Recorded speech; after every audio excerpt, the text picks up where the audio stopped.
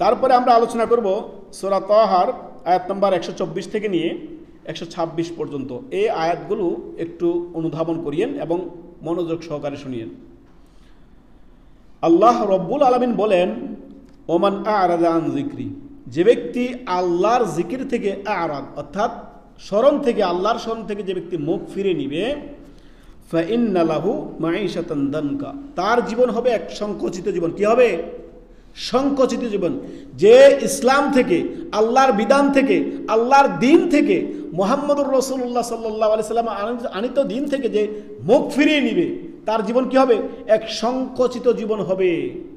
সে যতই উন্নতি করে বাহ্যিক দেখা যাচ্ছে, তার জীবনে কোনো শান্তি আসবে না। কি আসবে না? শান্তি আসবে না। শান্তির রাস্তা সে বন্ধ করে দিয়েছে। কোরআনে আল্লাহ রাব্বুল আলামিন বলছেন। তারপরে শুনেন, ওয়ানাহশুরুহু ইয়াউমাল কিয়ামাতি আ'মা, এবং তার হাসরের দিন সে অন্ধ হয়ে উঠবে এবং সে আল্লাহকে বলবে, ক্বালা রাব্বি, হে আমার প্রতিপালক, লিমা হাশারতানি আ'মা, আমাকে কেন আপনি অন্ধ করে উঠালেন? ওয়াকাদ কুনতু বাসীরা, আমি তো দেখতে পেতাম দুনিয়ার জীবনে, আমার তো দৃষ্টিশক্তি ছিল। এখন আমি হাসরের মাঠে, আমি কিয়ামতের দিন কেন দেখছি না আল্লাহ? আমি কেন কিছু দেখতে পাচ্ছি না? আমি কেন অন্ধ?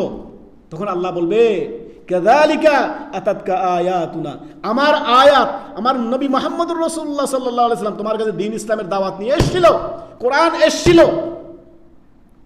দ্বীনের কথা এসেছিল, তুমি শুনোনি, আরাদ, তুমি মুখ ফিরে নিয়েছো। আজকে যেইভাবে করে কাযালিকা আতাতকা আয়াতুনা ফানাসিতাহা ওয়া কাযালিকাল ইয়াওমা তুনসা, শোনো, যেইভাবে তুমি আমাকে ভুলে গেছো, আমার দ্বীনকে ভুলে গেছো, আমার নবীর আদর্শ ভুলে গেছো, সেভাবে আজকে তোমাকে আমি বলে গেলাম, যাও। যদি সেদিন আল্লাহ আপনাকে ছেড়ে দেন অসহায়, কোথায় যাবেন আপনি? কোথায় যাবেন? কোথায় যাবেন?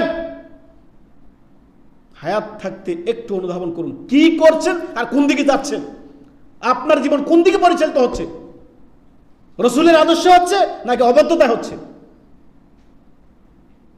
এই আয়াতগুলো অন্তর ছেড়ে নেবে একটা মানুষের।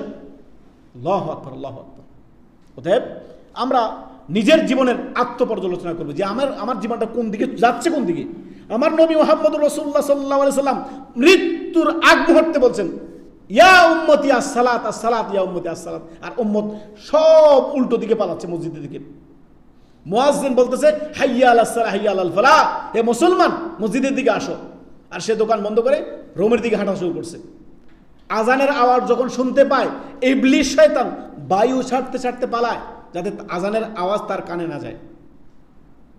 তো যারা আজান শুনতে পায়, মসজিদে আসে না, আর উল্টো দিকে পালায়, তারা কি শয়তানের চরিত্রের মানুষ না? হ্যাঁ, চিন্তা করেছেন কখনো?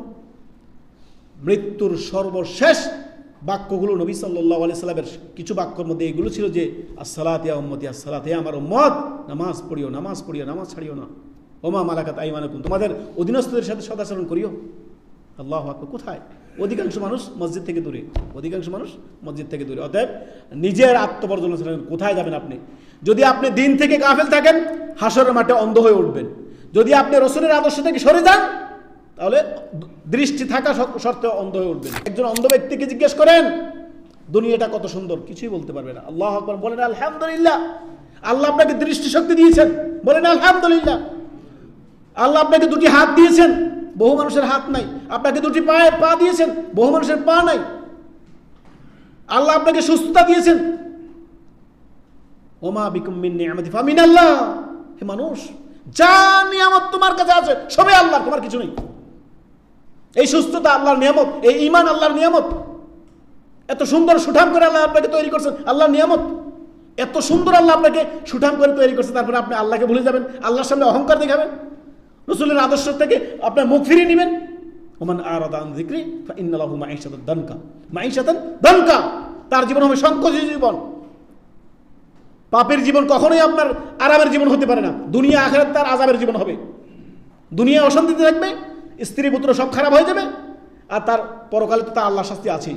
অতএব দুনিয়ায় হায়াত থাকতে একটু আত্মপর্যালোচনা করুন, নিজেকে নিয়ে ভাবুন, অন্যের চিন্তা বাদ।